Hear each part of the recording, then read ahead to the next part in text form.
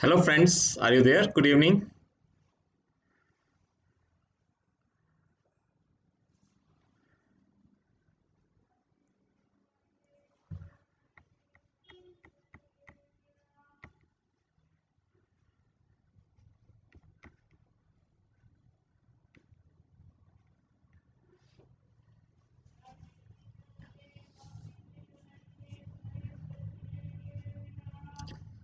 So are you able to see me or able to hear my voice?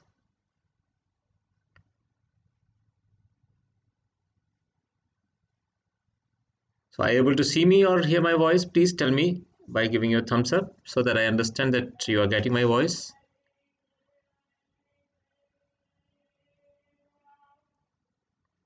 It's going to be a very different type of lecture, like different class, because here what we are doing is trying to connect a very important authority towards the principles of morality and power. Good evening, good evening. How are you? Anup, Neha, CW. Yes, hello and welcome to Unacademy. This is really a very strong platform for learning, and the way the education is being imparted will certainly bring you all very good amount of success. I'm very sure. Right.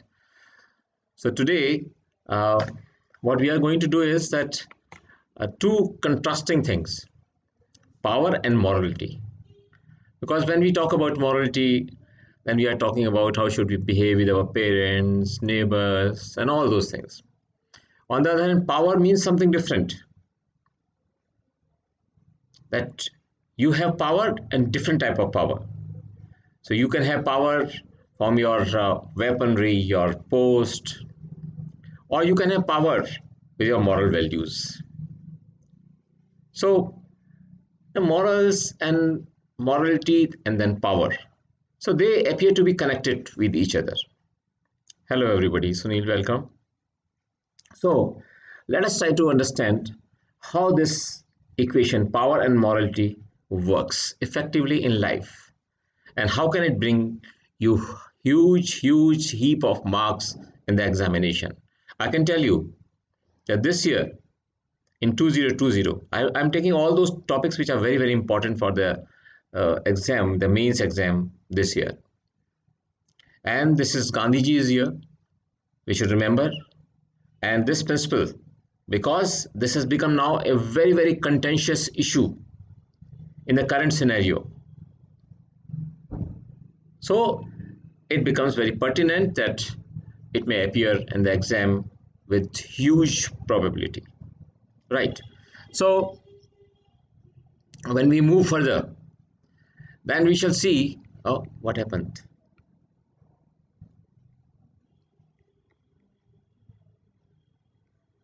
Just hold it on.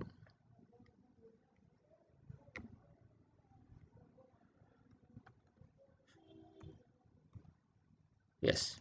So I am Rakesh Verma. This introduction is essential as per guidelines of Unacademy, and otherwise also you should know your teacher. So I am Rakesh Verma. I joined IAS in 1981, long back. So huge experience of life, and I have lived my life with probity and governance. That has been my principle, and that has always given me a lot of strength. Okay, so I have been the former additional chief secretary, government of Rajasthan. However, I am teaching since 2009, and I started with physics as my favorite subject. And this is my referral code for Unacademy Plus platform.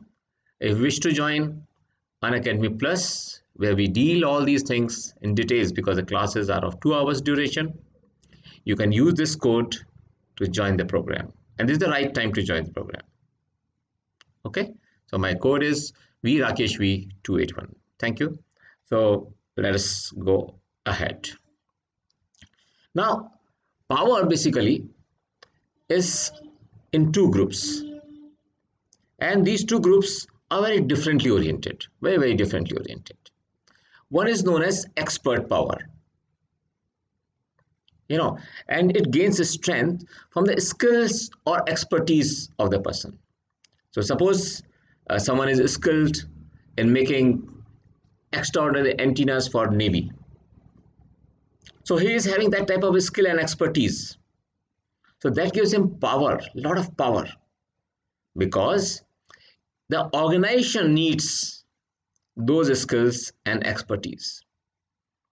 So these two conditions need to be fulfilled. When we talk about the expert power, then these two things become very, very important. Okay. And it is very interesting to remember and to note that the people who have the skills always become very, very powerful because they become very useful for the organization, but at the same time they become indispensable. So they become very powerful in the sense that they know that they cannot be removed from their position, because the organization starts depending upon their power of knowledge, right? So these two components need to be fulfilled when we talk about expert power. So there are very different types of powers, but unlike others, this type of power is usually highly specific and limited to the particular area in which the expert is trained and qualified. So suppose I am expert in antennas, so I will be having very little value if I try to make certain components which are made by different people. Suppose I make a turn wheel, so I will not be considered as an expert there because my expertise is in making antennas which are being used in Navy. So this is very specific and limited to the area where I am expert. And the special thing is, such people who have this power of expertise, when they have knowledge and skills that enable them to understand a situation, the people who have this type of power, they become very, very experts in understanding a situation. They can suggest very good solutions. They can use solid judgments and generally outperform others. Then people, and if this happens, then people start and they tend to listen to them. If person has this particular group of powers, that you can understand the situation, you can suggest solutions, you can give solid judgment, and naturally you outperform others. And as soon as you outperform others in civil services, remember it, then people tend to listen to you. That is the greatest quality of expert power. Not only this, when individuals start demonstrating their expertise, suppose I am district collector and I show my expertise in resolving the grievances of people, which is my prime job, then people will start trusting me and respect me, that yes, he is the collector who is really hearing us, who is really bothered about us, right? So we can say that a subject matter expert, his ideas will always become more valuable and others will look to them for leadership in that area. So this is the great power. So people start respecting you, they start accepting you as their leader because of the qualities which I have just shown here. So these qualities make you a perfect leader in that area in which you have extraordinary expertise. So this is known as expert power, right? Now let us see what is the other type of power. This is coercive power. As soon as you hear this word coercive power, it means by force you are expressing your power. You are trying to curb the sentiments of the people. You are not allowing people to express themselves. You are forcing people to join army. You are forcing the people to write in a particular fashion. So basically what we can say is coercive power is the application of negative influences. So you make the person scared. So you are putting unnecessary pressure on him so that he starts accepting your power. This is a very dangerous thing. It basically includes the ability in civil services, if you see, to demote or withhold other person's rewards. The desire for valued rewards or the fear of having them withheld that ensures the obedience of those under power. So suppose here is a district magistrate. Now there are SDMs, suppose 4 SDMs working under him. So there are 4 SDMs. Now all of them know that this person is going to write my annual confidential report. And if my confidential report is destroyed by this particular person, DM, then I'm gone. In future, I will not get my promotions. He can even start departmental inquiry against me by taking any plea. And these circumstances, when a subordinate starts feeling scared of you, it means you are under coercive power of the district magistrate. The coercive power basically, it tends to be the most obvious power. We are at present seeing it everywhere in our country also. You see the police, by making people thinking that they should be scared, they should live in fear. So it becomes very obvious that it is being done. But at the same time, such use of power builds resentment and resistance from the people who experience it. It's very important. So coercive power, from outward it looks very effective, but actually it starts giving the feelings of negativity against you. It starts building resentment. People start expressing their resistance. Threats and punishment are common tools of coercion. You know it now. You are seeing every day. If you watch the television, different channels, you will find it. The threats and punishments are the common tools of coercion, implying or threatening that someone will be fired, demoted, denied privileges, or given undesirable assignments in civil services.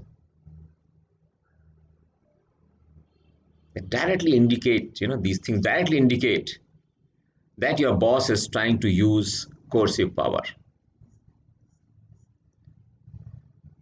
Similarly, in the scenario which we are observing all around us, if you write something on Facebook, you can be arrested, you can be taken to the task. If you speak something against some particular powers that be, then you are gone.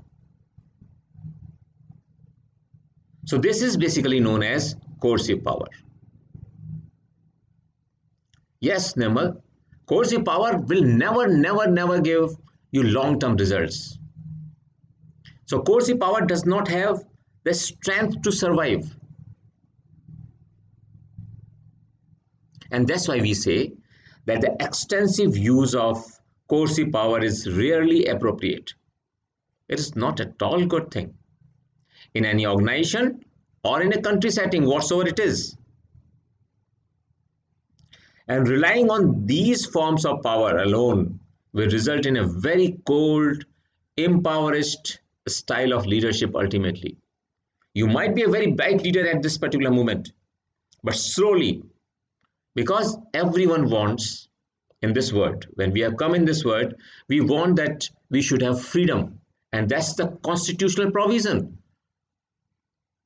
No one wants that his freedom should be restricted. Even those people who are arrested, in the house itself, house arrest, they feel restless even when they are living in the comforts of their home.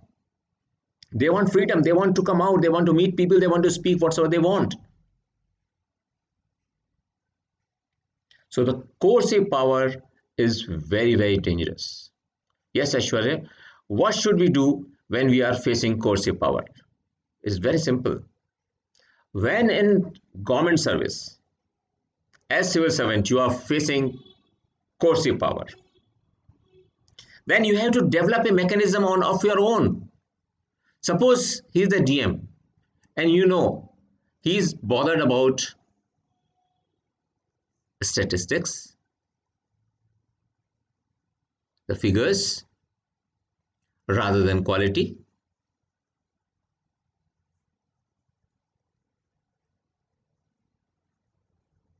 Which is very important for you. Quality is very, very important for you. So what you do is that you do the work with supreme quality. But when you are approaching DM in review meetings, give emphasis on statistics. The quality will speak for itself.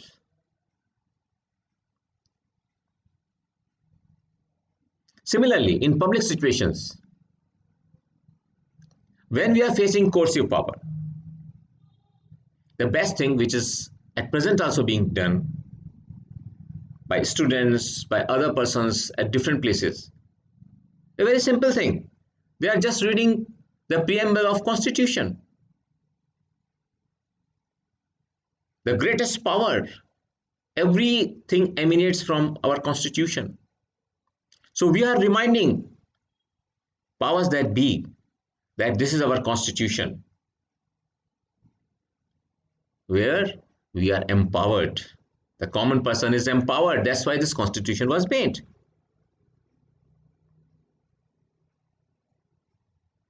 So these are the ways, and that's why later on in the class you will see that we shall study about Mahatma Gandhi.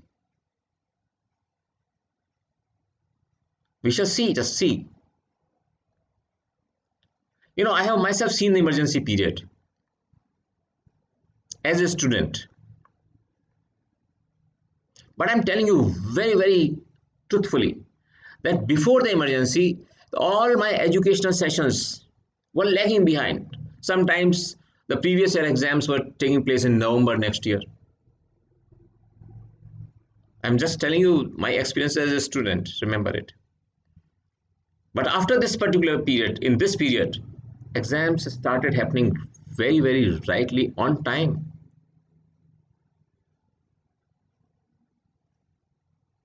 And that's why when we passed out, we were able to appear in the exams very quickly without wasting any time.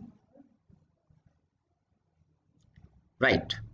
Now, when we have talked about power, let us see what is the meaning of morality, actual meaning of morality.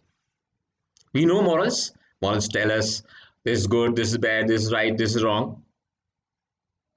But we want to examine here the morality.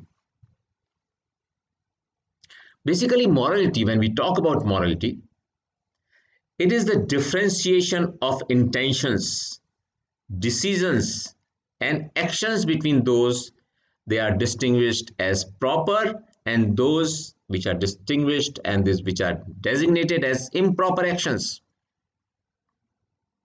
So both, all the things are included here. Not only the final action, but the intention, even the intentions. If we have some intention in our heart, we are not telling it to anyone. We have not taken any decision. We have not started the action. But even the intention in our heart, this is being subjected to the moral principles. That what we are thinking, whether that is right or not. The decision which we are taking on the basis of the intentions, whether those decisions are right or not, whether they are good, whether they are serving the society's welfare or not. So we can say here, as we have all studied earlier in earlier lessons, that morality can be a body of standards or principles derived from a code of conduct, from a particular philosophy, religion, or culture, or it can be derived from a standard that a person believes should be universal. So what are the things being included here? How do you learn morality? How these moral principles they enter in your body existence? This can come from a philosophical ideology which is happening in your home, the religious teachings which are being inculcated from the very childhood, the culture in which you are living, or there are certain moral principles which we shall just see, which are universal. And most of the people, they believe in those moralities throughout the world. Yes. Sunil, if we use coercive power in a right way and right intention, whenever there is a word coercive, the intention itself is not good. Why should you use coercive? This word means you are trying to restrict the freedom of people, freedom of one sort or the other. Once you are trying to curtail freedom, then it can never be called a right way, because the core of this particular concept of coercion itself is negative. It is basically surrounding a person in a shell that you are not able to, you are not allowed to express yourself, Mr. Verma. You cannot. If you want to get good ACR, follow my instructions. Okay. So this is a very, very strange situation. Now let us see. Morality may also be specifically synonymous with goodness and rightness, that we already know. So some common examples of morality are honesty. Honesty means you are truthfully accepting and narrating whatsoever has happened. Is there not that honesty where you talk about the corruption, etc.? Respect and kindness. So these three are very, very strong examples of morality: honesty, respect, and kindness. Isn't that needed sometime, Neha? No, not at all. Coercion, as soon as you start applying, it means you are throwing your team members away from you. The results, ultimate results which you want to attain, will never be attained with the quality which you expect.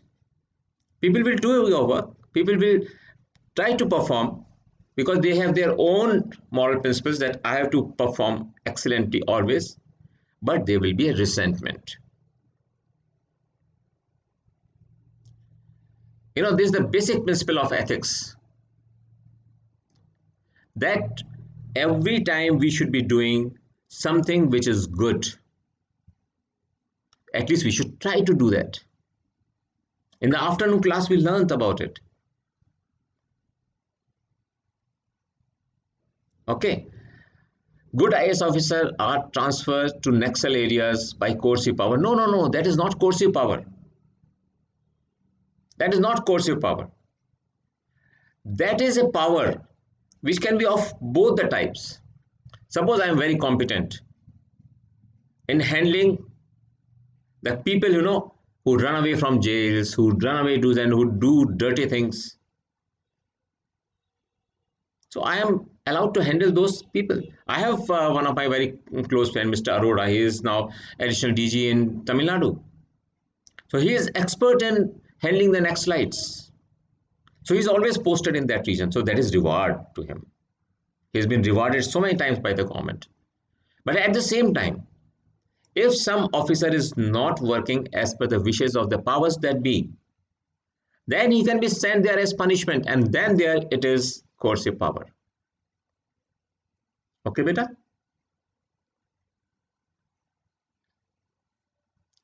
These three things are reducing nowadays. Yes, honesty, respect, and kindness, all the three. And that's why this subject is being taught, that at least something is inculcated in your existence. And when you become civil servant, you remember these words. They make some twinkling. A bell rings in your mind when you are taking a decision as an officer, as a civil servant. In the riots, at the time of riots, that is not the coercion. Because once some demonstration has taken place and it has turned into riot, now the basic morality is that you should reduce the possibilities of deaths and injuries to maximum number of people. For that, what sword you are using at that particular time is basically applying the law. Of course, applying the law with morality at that particular situation becomes a difficult proposition. Okay, now let us see. What are the types of moralities? Now I'm talking something different, which will directly touch your heart. And this will, if you write this thing in the examination, it will make you differentiated from others very quickly. So we can classify morality based on two different attributes. One is known as divine morality, and second is known as human morality. What is divine morality? Divine morality is found definitely from our supreme being. Who is supreme being? The God. What we are talking here is the goodness of man, on how he pledges his life to the God. What is it meaning? It doesn't mean that you just take sannyas and start doing puja only. No, no, no. Here, what is the implication? Implication is that you should try to follow God's teachings. Because as a person who is in a society, in a religion, any religion for that matter, then that person is having faith and trust in the God, because ultimately you always call him, please help me, God. So his principles, his teachings, that's why we study Gita. That's why we respect Bhagavad Gita. The songs sung by the God. Right? The second type of morality is humane. The second type of morality is humane. This kind of morality could violate the standard of human conduct and norms, as it is bounded with laws either in civil culture, civic culture, or in nature. Here we could see a man as an evident superior being. Now he thinks that I can take a decision, I can do right acts, and such person basically starts taking decisions depending upon the situation and the circumstances. So here the person as an individual is taking decisions, what is right and wrong. Here you are trying to follow the teachings of the God and taking in his assistance in making your decisions. So these are the two types of moralities which play a very, very critical role in the life of a civil servant. Very, very important. Both are very critically important. Okay. If we see, as we were talking in the previous slide, that what are the universal moral principles, moral rules which everyone likes to follow and which are followed throughout the world, then we shall be able to understand relationship between morals and power. That is very difficult relationship. You will just see how difficult it is. So the universal moral principles are: love your family, help your group. As you see in a WhatsApp group of the candidates who have formed a group, very good group, they help each other without bothering about their time, without bothering about as to whether he is actually the friend or not. No, if those persons are in the group, they are helping each other. I'm very happy to see that group. So they are just following this moral principle without knowing. They might not even be knowing that this is one of the 7 principles which are, accepted as the universal moral principles in the world. Return favors. If someone is doing good for you, you should always be ready to give more than what he has done for you. Be brave. Don't get scared of the circumstances. Don't feel depleted of your energy. Be fair. Never favor any individual depending upon his status, his power. Forget about that power. Just be fair. And the next one is respect others' property. It doesn't mean only landed property, every type of property, even the intellectual property.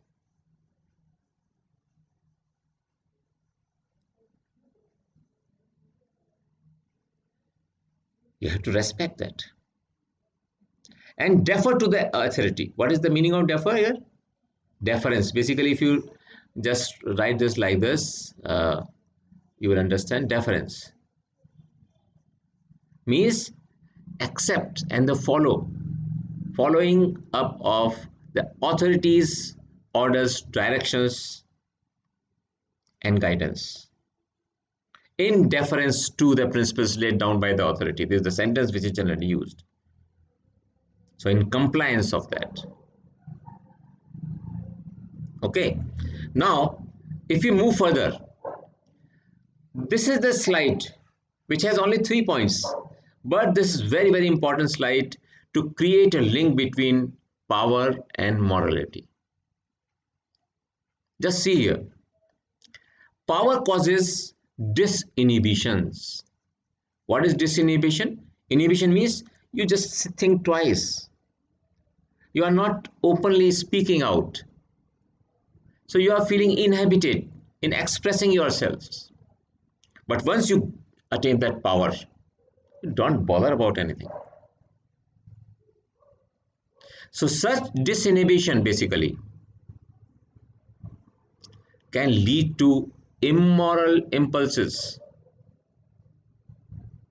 You tend to take wrong decisions because you are having that nasha of that power and you don't know what you are doing. But at the same time, sometimes the people who are not able to speak, if they are following the moral principles, then they attain positive moral impulses. So power basically may give both the disinhibition resulting into negative strength, leading to a person's actions on immoral principles, or power can even lead to moral impulses in the people who are expressing a timidness from outwards. So, but these timid people, they get strength because of the divine power. It's a very important equation. Then, power affects self-focus. Once you are powerful, then suddenly, you start thinking that whatsoever is happening is right around me. Whatsoever I am doing is perfect. And other people, you don't even understand that other people are thinking that what has happened to this person? He is drenched in power. He has forgotten his roots. So, power affects self-focus and thus unethical propensities. Propensity means you tend to do that. So, you tend to act unethically towards self and others. What do you mean by Unethical with yourself. Can you give me an example that someone is feeling unethical and someone is treating himself unethically? Someone treating himself unethically. Can you give an example? Any person? Yes, Sunil. With great power, great responsibility also come. Yes, that's right. But please just try to give me this example, that unethical action towards yourself.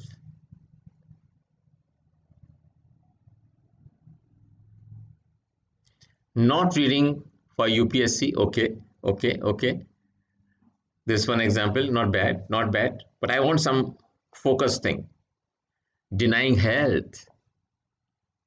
Denying health is really good example. Yes, like not taking care of his health. Very good, Anuraj. You are also right. Indulging in smoking. Yes. So these are the things, these are the unethical things that person is doing, harming himself. He's so much focused about smoking and then talking. He thinks that when I'm smoking, so I am expressing the power without thinking that he's harming himself. Not liking present job, still doing it. Yes. Not liking the present job without actually relishing it, without actually enjoying it. And third is the link between power and morality, that power can both undermine and elevate morality. Now, can someone tell me the example of power elevating the morality? Power will undermine the morality. That is okay. That is established in two points which have been narrated above. But now, just please tell me if you have understood the meaning of power and morality correctly. Just tell me what can be the example of power can both undermine and elevate morality. So I am asking what is the example of power elevating the morality?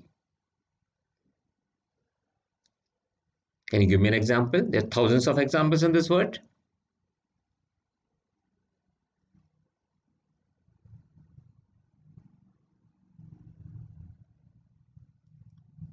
Yes, yes, yes. Power elevating morality. We are just looking at the concept of power negatively, but here we are talking about the power which is elevating morality. So when you are in power, give me an example. When you are in power, then what can you do to elevate morality? Like USA not declaring war even after being a powerful country. That is a perfect example, Anuraj. Very perfect example. What she is saying, that USA, they know that they are extremely powerful. But what they did by delivering one statement by the president of US that we shall not go in for war. So he, in his address, has elevated morality to a great height. Now give me an example of day-to-day life or a civil servant.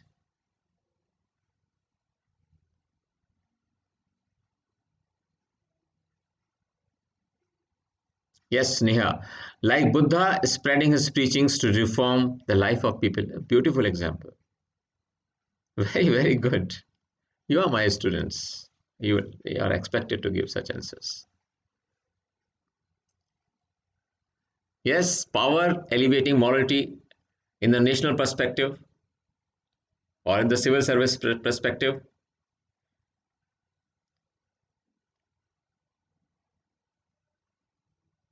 Do you remember who was the chief minister of Goa?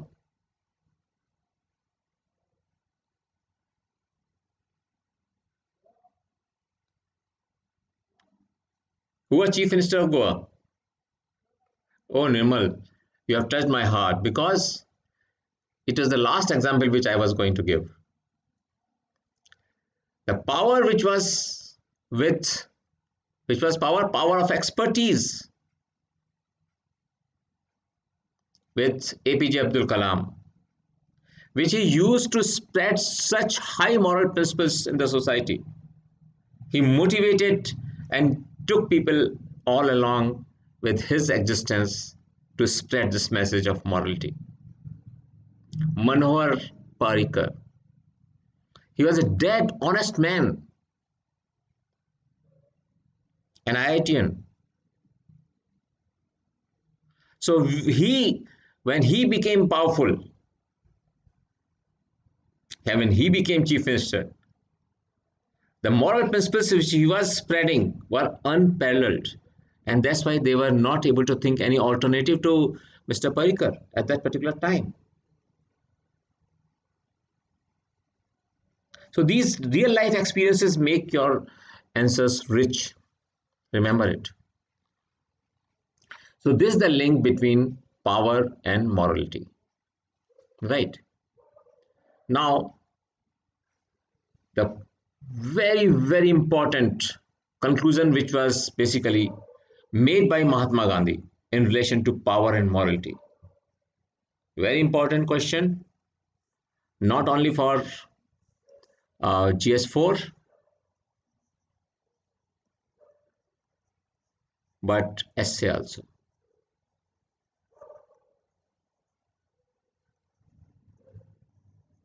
Remember it.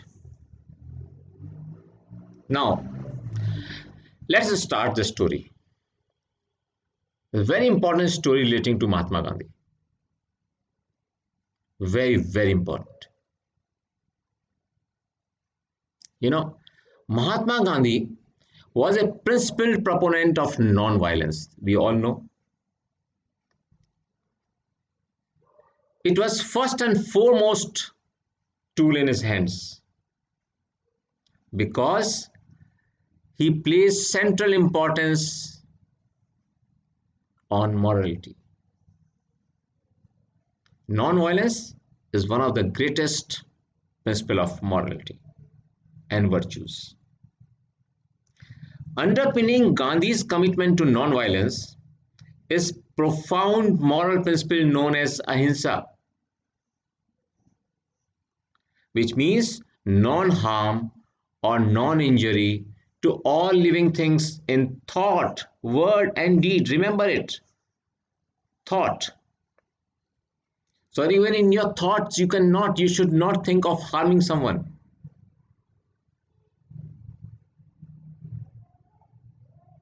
However, for Mahatma Gandhi, his moral commitment did not merely entail a negative state of harmlessness, but it also had a positive state of actively doing good. He said it is not great on your part that you become harmless and sit. No, you have to be active and doing good. You have to be active and doing good. Therefore, taking the moral idea of ahimsa and translating it into political practice, Gandhi coined the term satyagraha to refer to his non-violent action. So this is the preamble of the story. What has been just narrated here?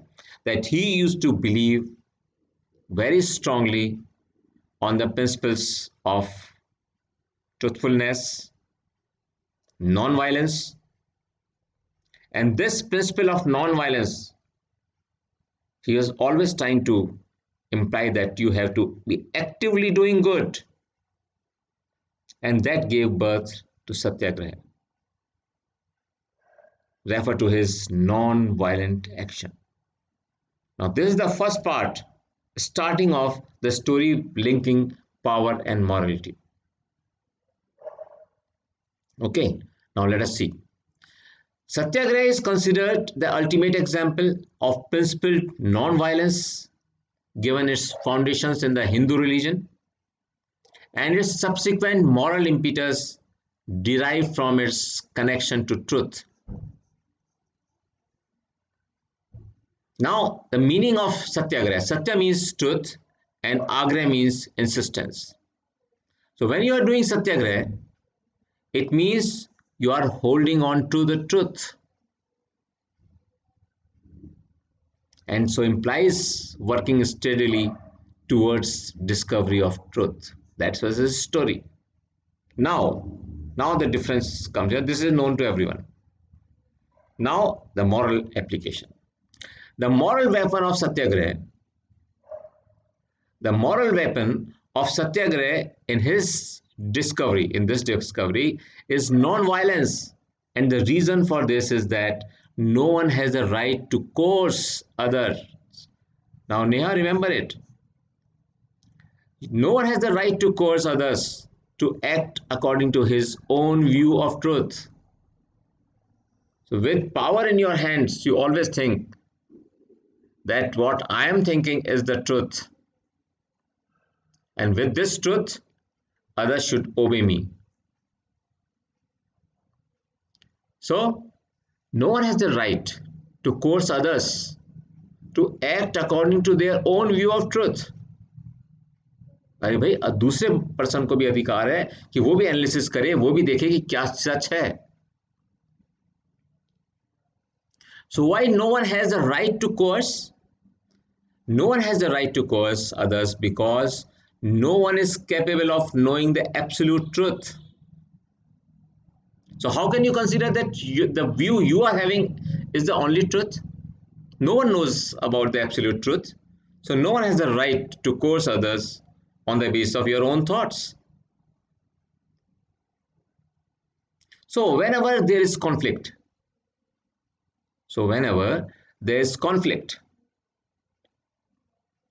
humans are not justified in using violence to deal with opponents. Because just see it, because no side of any conflict can be sure of their own moral position. So both the sides are now having powers in their own region. Both are thinking that whatsoever they are doing is correct.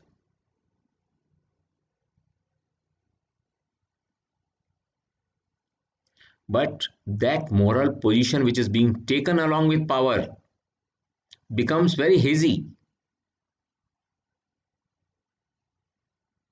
In Bhagavad Gita, if you all remember, in Bhagavad Gita,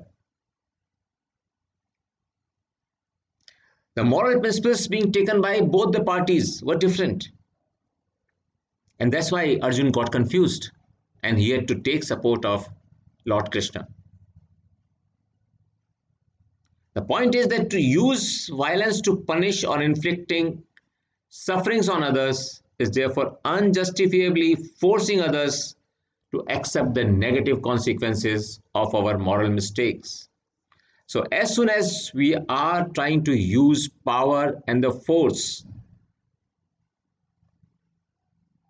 at the same time, as soon as we are taking that action, we are basically forgetting that we are committing moral mistakes. What is moral mistake?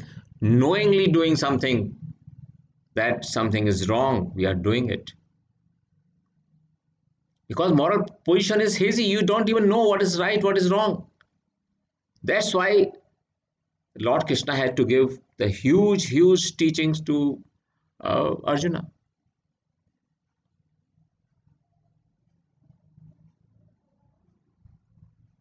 Okay, now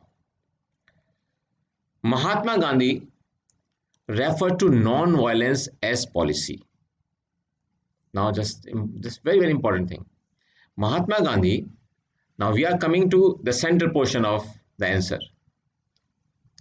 The Mahatma Gandhi referred to non-violence as policy. When acknowledging the power dimension of non-violent action. So here is a very different view he gave. The power dimension of non-violent action.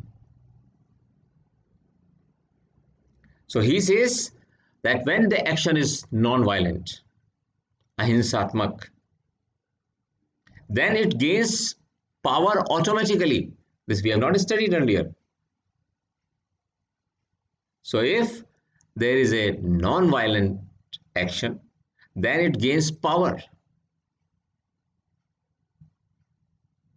What non-violence as policy did need, however, was a great deal of planning. Non-violence is not a simple thing. If you want to become very powerful by using non-violent way, then it needs lot of planning, lot of preparation, and perfect execution. So these three things are required when you are, because this is a very big risk that you are very powerful because of non-violent action. This is not thinkable, because we are always trying to correlate power with very, very coercive actions or expertise. So expertise is very limited. So we are talking about the violent actions. Generally, we think that violent actions give you power. But here he was saying that non-violent actions give you power. But such power needs planning, preparation, and proper execution plan to really gain and the garner future profits of that particular action of yours.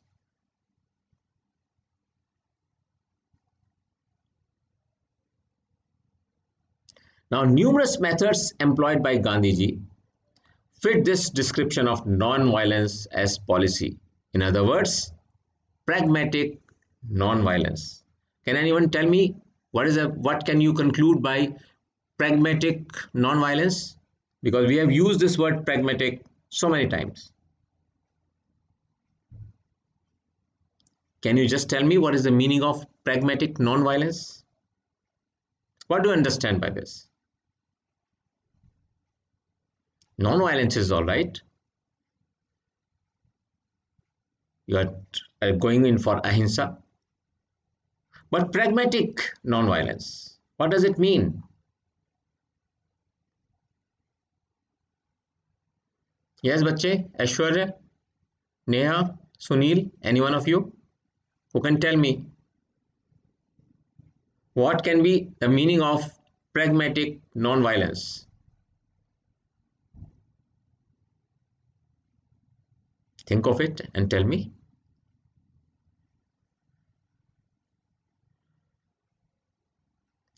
Carefully thought out act of non-violence. Yes. Thought out means planned, prepared, and executed.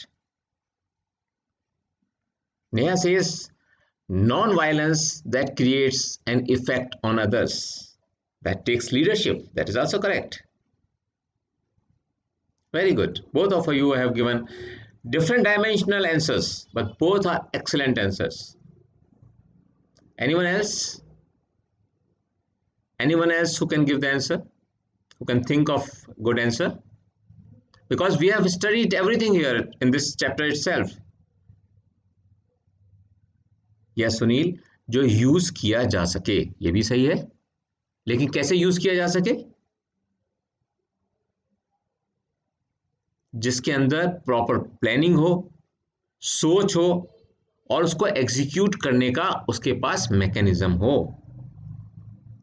यानी कि systematically तरीके से. Yes, so you are all on the right line. Very perfect dimension of Gandhiji's theory you are taking into consideration where you're trying to join power. So you can say that non-violent action will, non-violent itself means, non-violent means moral action. So moral action will give you a lot of power if that action is taken after a lot of planning, preparation, and execution mechanism. So this moral action gains power, a very unique relationship between power and morals. So non-violence That is a moral value. This becomes very powerful if it is executed with proper planning and preparation. That's why it is known as pragmatic non-violence. Yes, Ashwarya. Pragmatic means practical, non-violence, which changes things in practicality. Yes, yes, yes. That is also very correct. Now just see the Gandhiji's use of self-sacrifice, and public suffering was arguably intended to act as a powerful emotional tool. Self-sacrifice. He used it as a very powerful tool. So he was going always in for self-sacrifice. That I will sit on Bhuk Hartal. I will not. I will sit on Satyagrah. I will not take anything, and I will give my life if this is not done. So he gained power because of this. So millions of people were accepting his views. He was using this moral value of self-sacrifice. That is moral value. And this he was using to execute that power through which he was controlling and giving directions to millions of people. As he believed that self-sacrifice, moral of self-sacrifice, and public suffering of Satyagraha would effectively touch those who employ violence and eventually convert them. That's what he was thinking. He thought this power attached with self-sacrifice makes him so much communicative and effective in converting the people who believe in violence to non-violent people. Here is the use of power and morals together. No example can be greater than this. Secondly, Gandhiji's fasts were also arguably a power mechanism. Remember it. For examination, these slides, you should use these slides. So, Gandhiji's fasts were also arguably a power mechanism in the sense that he was aware that if something happened to him as a result of the fast, extensive violence would spread all across the country. So he knew the power of his fast, the power attached with the fast. So fast again, they relate to moral principles. So he was very intelligently planning, preparing, and executing power in conjunction with morals.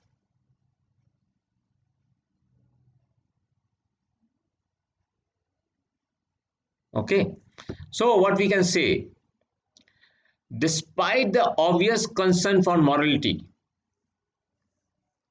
despite the obvious concern for morality always and always in his life, which underpinned Gandhiji's non-violent action, one cannot escape the fact that at times Mahatma Gandhi and his Satyagrahi, the people who were sitting on fast with him, were also concerned with the power of their non-violent actions. So they were also bothered that if they are doing these non-violent actions and they don't have that effect on the people, then what will happen? So they are always concerned with the power of their non-violent actions. So sometimes they used to think whether these moral principles, moral actions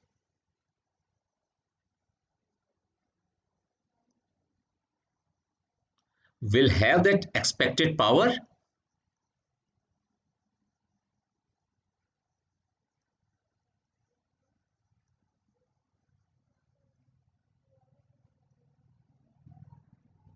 in terms of how effective they would be in achieving their political and social objectives.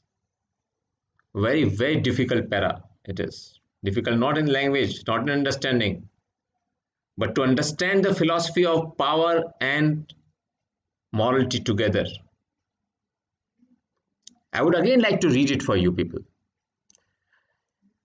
Therefore, despite the obvious concern for morality, which underpinned Gandhi's non-violent action, one cannot escape the fact, we cannot forget this fact, that at times Mahatma Gandhi and his satyagrahis were also concerned with the power of their non-violent actions. They used to themselves feel scared as to what will happen ultimately in terms of how effective they would be in achieving their political and social objectives. Yes, due to this power, only Pune Pact was signed by Ambedkarji. Remember it? We studied it. Yes, Sunil. If some random person asks to justify fast of Gandhiji's for 30 crore to Pakistan, how to answer that, sir? Basically, it depends upon how do you examine that particular action in those circumstances. Today, we might feel very, very bad, and it appears very bad today.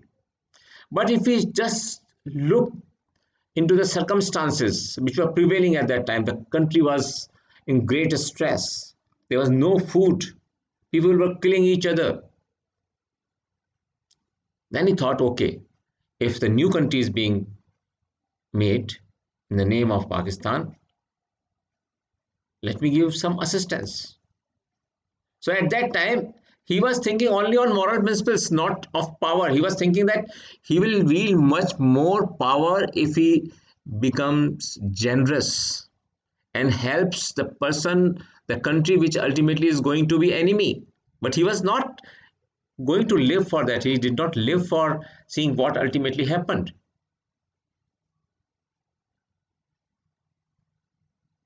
In those days, in those circumstances, when everything was in turmoil, that decision which he took might be having some logic, because from the outside it appears very clearly that it was a moralistic decision.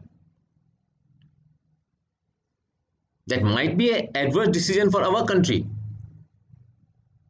that we gave so much money to a country which became ultimately our enemy. But we cannot forget that it was full of morality.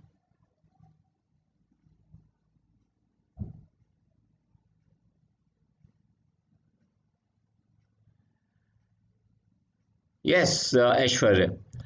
Moment of doubt can cause coercive use of power. That's right. So many people do it. As soon as there is doubt in their mind, they tend to use coercive power. Yes, Debashish. For the sake of non-violent and humility, he took that particular step. That's right. So he was having those moral principles because his life was full of qualities. Today we can criticize, what happens. Even when I look back in my career, I know in my inner heart there are certain actions which I took at that particular time, even after fighting for probity in governance and there's an honesty, and I was always fighting with the system. Even then, if I think and if I reflect, then I find that there were so many decisions which I took under those circumstances. They appear to be very strange to me now. But the man who is taking decision in a particular decision, we had this case study when SP picks up that hand grenade and throws it in the crowd. So some people can say that this was immoral action, that he was throwing that grenade in the public, and there were chances that people will die in large numbers. Only one person died at that time. I was there. But he saved so many people who were inside the police station, and police station was at the verge of being burnt.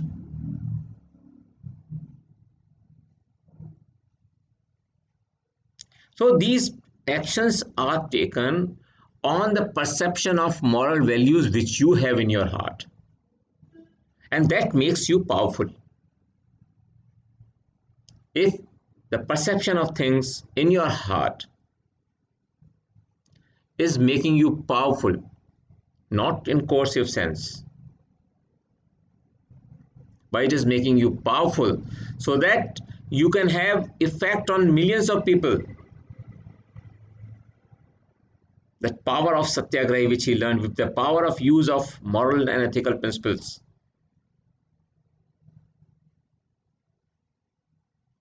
So the action taken with that background. Today, if we examine, it is not justice. It's not justice with the great person who took this decision. Today, we find that PSUs, the decision of establishing PSUs was very, very bad. They became very corrupt. They became very inefficient. But think of those days when there was nothing happening in the country. Everything was being imported, and so limited things were available in our country. No private investment was coming on because there was no money in the country. So PSUs were set up. Later on, they became very differently oriented. But even now, we see certain PSUs are doing very well. But then the people started criticizing that we should disinvest. We should disinvest. When LPG came, this was the first force from them, the disinvest from PSUs.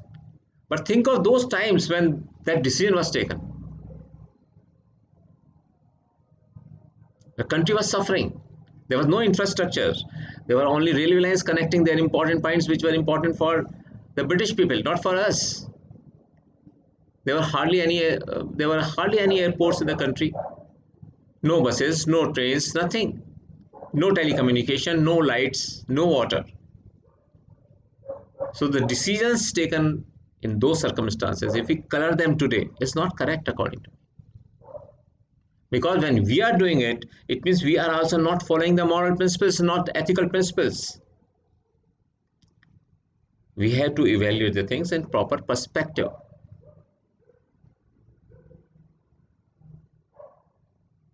Yes, Neha, as he said, an eye for an eye makes everyone blind. That's right. So yesterday, if President of US, he would have, if he had taken a decision of telling, and all the generals were standing behind him, there was full possibility. It was appearing that he's going to do something drastic of that type, but he did not. So the stature has gone very, very high in the word periphery. Very, very high. He immediately cooled down the whole world. Immediately, by single speech of 4 to 5 minutes. Because he started following, he put a lot of moral principles in that particular decision. So he became further powerful. He was already powerful, he became super powerful. People were waiting that he should take a wrong decision so that they can make fun of him. Oh yes, he takes the decisions like that. But he proved everyone wrong because he followed moral principles and ethical principles. International morality. He followed the principles of international morality, which we studied in the afternoon today. Yes, it is hard to imagine those times, sir. Now we are getting so much facilities. Yes, those circumstances were very difficult, very, very difficult. Building the nation from zero is something far, far, far different than taking a nation from a particular positive state to some higher degrees. And even then we fail. Even then we fail. So Rahul is asking a very interesting question to me. Are you an IS officer? What do you feel? Whether do I look like an IS officer or not? Tell me, Rahul, this question. Answer this. Do I appear to be an IS officer by my talk, by way of my thinking, or by way of my giving the examples? Do you think that I am an IS officer? Yes, Rahul.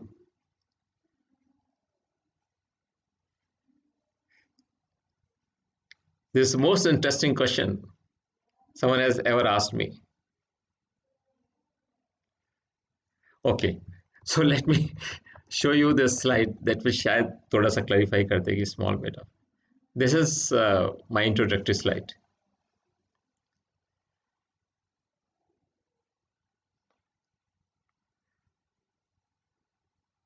That's me, Rahul, and I don't consider it to be a very great thing, but that's what I am from. Oh yes, certainly.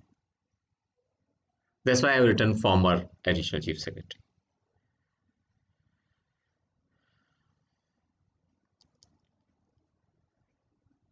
Oh yes, yes, yes. So in this class, we have learned as to how morality and power, how do they interact, and the combination of these two can become very deadly or very, very pious. So it depends upon your analysis at the time of the examination. And I would suggest you that being a positive person, I have always taught all of you that we have to be very positive in the examination. So we should give a picture which joins power and morality in a positive way as it was done by Mahatma Gandhi.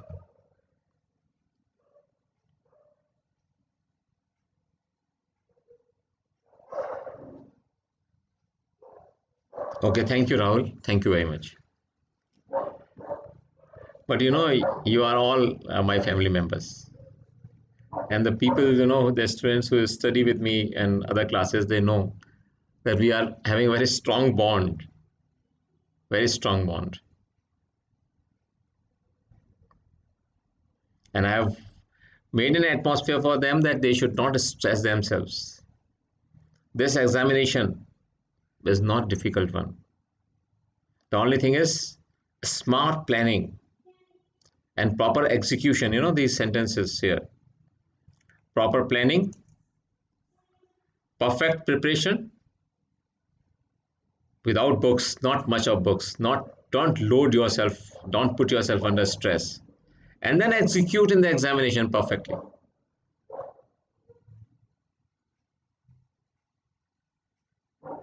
Right? So that is the basic thing, that you have to take pragmatic decisions. And I'm again and again emphasizing that this examination is simple. People have made it difficult. The people who have not cleared it ever, the people who are teaching the students, so they just want to create their own importance. They think that they become powerful only when they force you to study hugely. These, there are 5 papers of general studies, and it is expected that generally you are knowing things around you, generally. And if you have the knowledge of these basic principles and concepts, and you infuse the current critical issues. Yes, Ruchika, this is the last sentence I think I'm speaking. Okay, beta. So I'm very sure when you study, and this subject, let me remind you all that this subject covers 375 marks, 250 one paper, and 125 essay paper. So take it as your natural life. Collect experiences every day, whatsoever is happening around you. Just go on writing them and apply them in the examination. You will be differentiated. You will get higher marks. And I have proved time and again that in the examination there are 85% questions relating to your general studies, no static questions. Okay, thank you very much. I enjoyed talking to you people. If you have any question in the end, you can ask me. Still have 4 minutes. It's showing that I can use 4 more minutes as the extra time. If you have any question, you are welcome to ask. Otherwise, we shall finish the class. Anything in your mind?